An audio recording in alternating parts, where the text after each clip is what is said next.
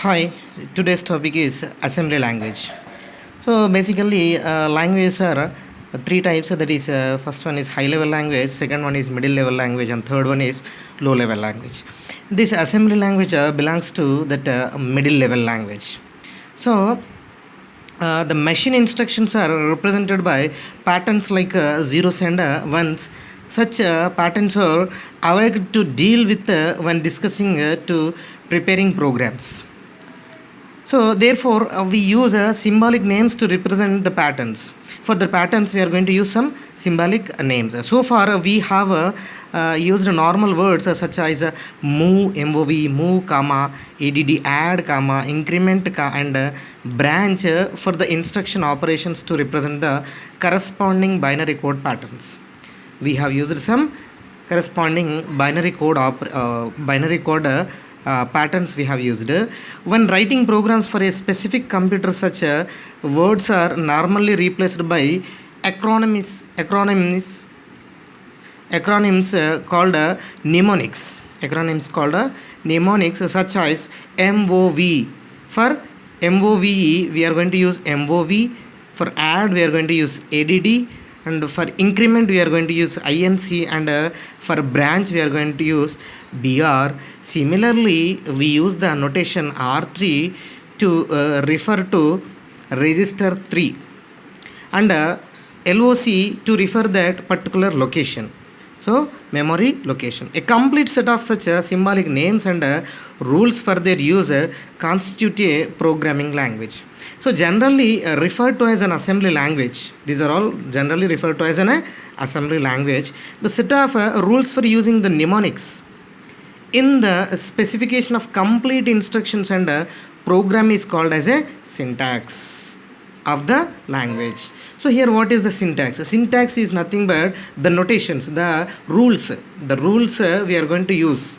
So here rule is nothing but, for example, principles.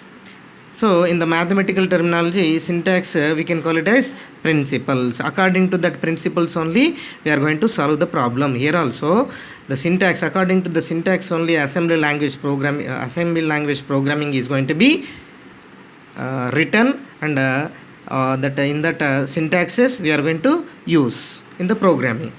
So programs written in an assembly language can be automatically translated into a sequence of machine instructions by a program called an assembler.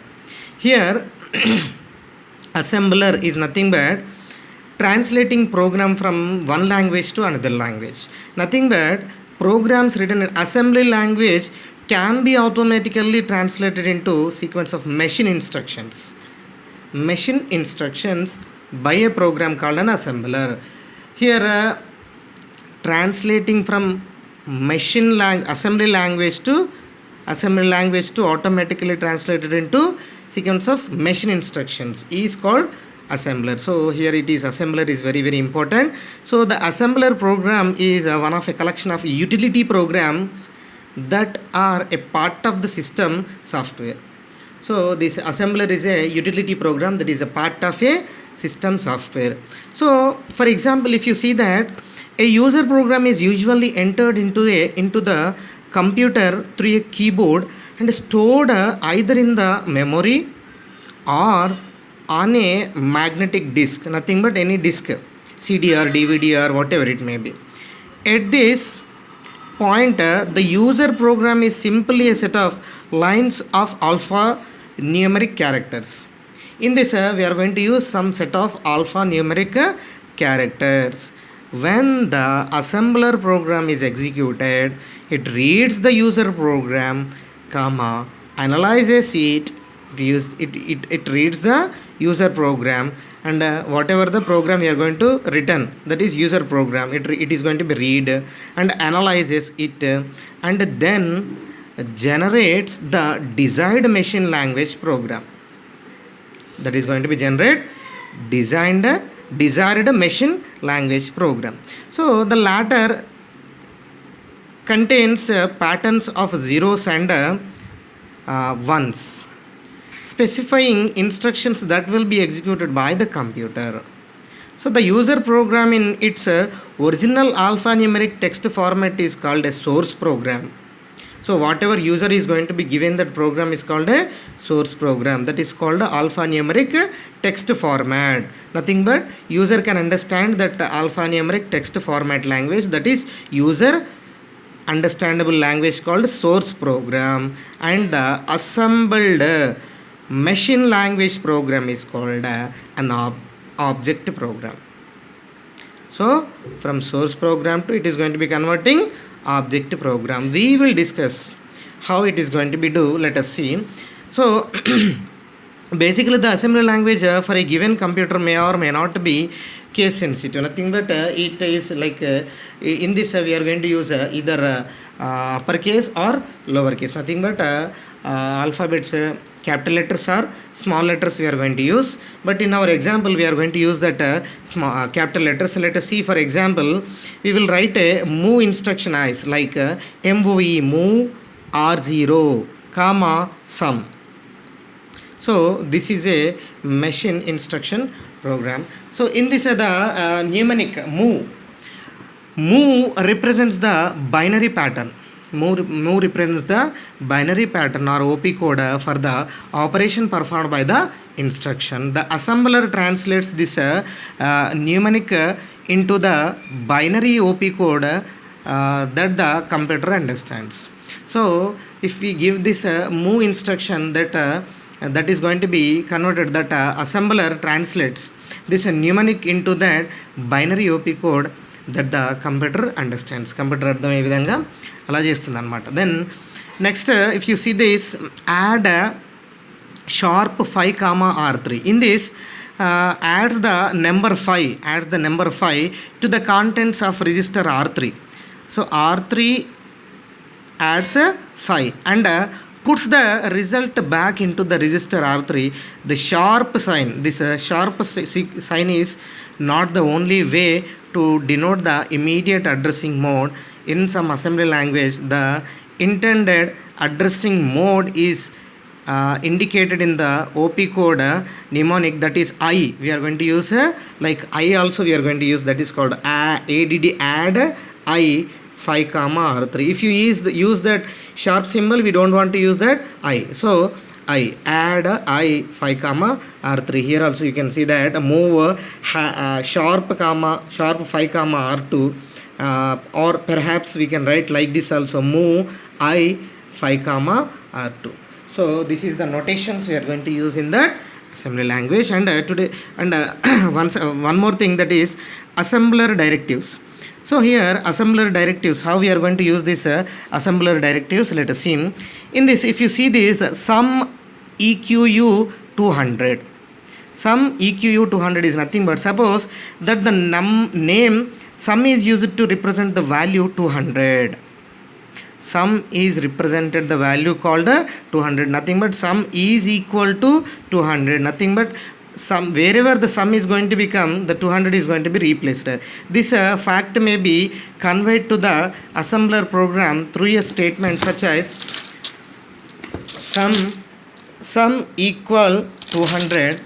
So this statement does not denote an instruction that will be executed when the object program is run. In fact, it will not even appear in the object program. It simply informs the assembler that the name sum should be replaced by the value 200. Nothing but wherever sum will come, that 200 is going to be replaced. Where it appears in the program, such statements called assembler directives or commands. We can call it as commands also.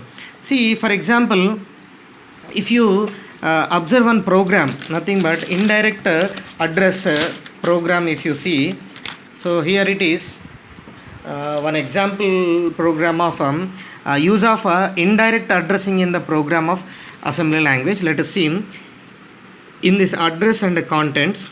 See, here we are going to use a move n comma R1, move sharp num1 comma R2, clear R0. So this part belongs to that initialization part. So this move and clear part is belongs to initialization. After that add we are going to starting add R2 comma R0, add sharp 4 comma R2, decrement the value, decrement, here we are using decrement, that is R1. Branch is greater than 0. If this condition is going to be satisfied, then loop, again it is going to be looped, loop, again loop, again add, decrement, branch greater than 0. If condition is true, then again loop will iterate. Like this it will be move up to condition becomes satisfied and move R0 comma sum. So this example we are giving in a table, memory arrangement for the program,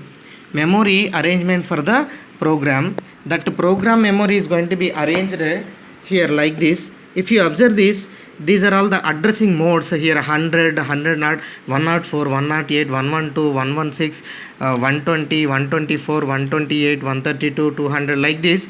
These are all the addressing modes we are using.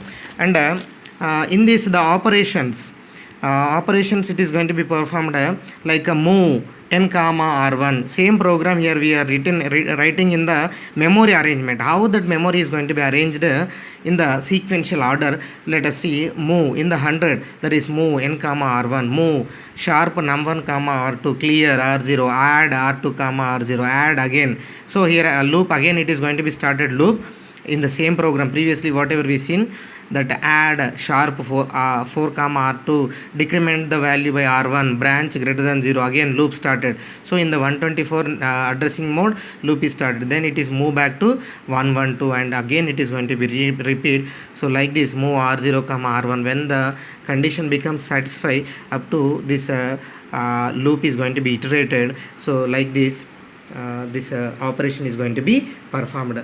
In this the machine instructions and the